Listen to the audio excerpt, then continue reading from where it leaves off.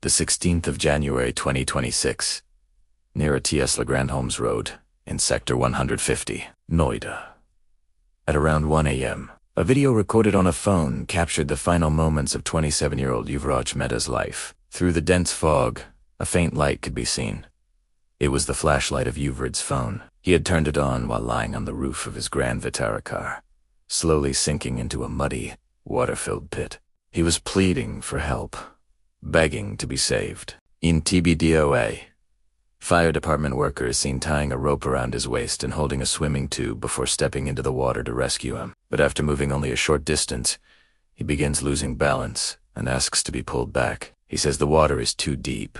His feet cannot touch the ground, and there's a strong backward flow. Yuvraj is told to stay calm and remain where he is, as another vehicle has been called. This became a case where the police themselves were accused of witness tampering. Even more disturbing, instead of justice, a shameful game of victim blaming began. The case exposed a corruption-ridden project that had been stalled for 11 years. A project that, if completed on time, could have saved many lives.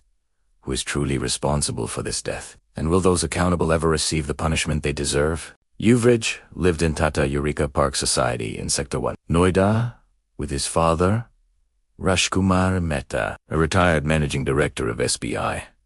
His mother had passed away years ago, and his sister had settled abroad after marriage. Yuvraj, a software engineer working at Dunhambi, India and Gurugram, commuted daily, despite the 66 kilometers distance between Sector 54 Gurugram and Sector 150 Noida, which often took over 3 hours due to traffic. He endured the tough routine to stay with his father. On the night of the 16th of January 2026, around midnight, Yuvraj was driving home. Thick fog had reduced visibility to almost zero. Near a T.S. Legrandios road, there was a sharp turn. Unable to see ahead, Yuvraj missed the turn and his car fell into a deep pit approximately 30 to 50 feet deep, filled with nearly 20 feet of water. As the car sank slowly due to trapped air and pressure forces, Yuvraj managed to stay composed. He unfastened his seatbelt and climbed out through the sunroof onto the roof of the car, hoping the vehicle would sink slowly enough to buy him time.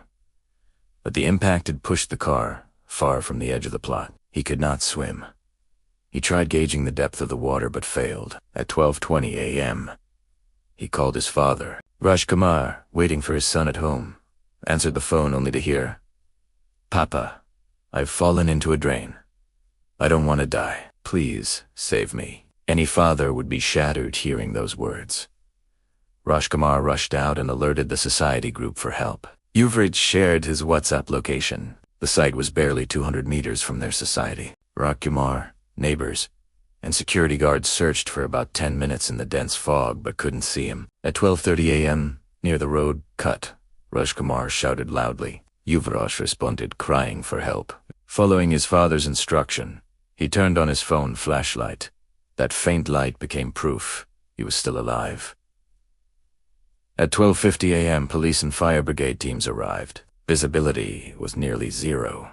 They threw ropes, but they could not reach him. Some officials hesitated, saying the water was too cold or there might be metal rods underneath. A crane was called, but couldn't extend far enough. One fireman entered the water with a tube and rope, but retreated due to mud and bushes.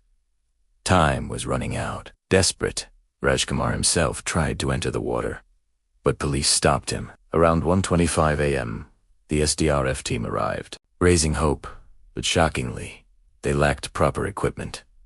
No throw ropes, no life jackets, no inflatable rafts. Worse, none of them were adequately trained swimmers. They simply stood watching. Yuvraj had been trapped for over 80 minutes, screaming for help. A Flipkart delivery agent named Muninder happened to pass by. Seeing the failed rescue attempts, he volunteered to enter the water with a rope. He was neither related nor part of any official department, yet he risked his life and searched in zero visibility for nearly 30 minutes, even going 50 meters deep into the muddy pit. By then, the flashlight had gone out. At 1:55 a.m., the NDRF team arrived, but it was too late. Around 80 personnel were present: SDRF, NDRF, police, firefighters, yet none could save him. At 4:15 a.m., divers recovered Yuvraj's body. He was declared dead. Post-mortem confirmed death due to drowning and cardiac arrest. The bigger question arose. Who is responsible?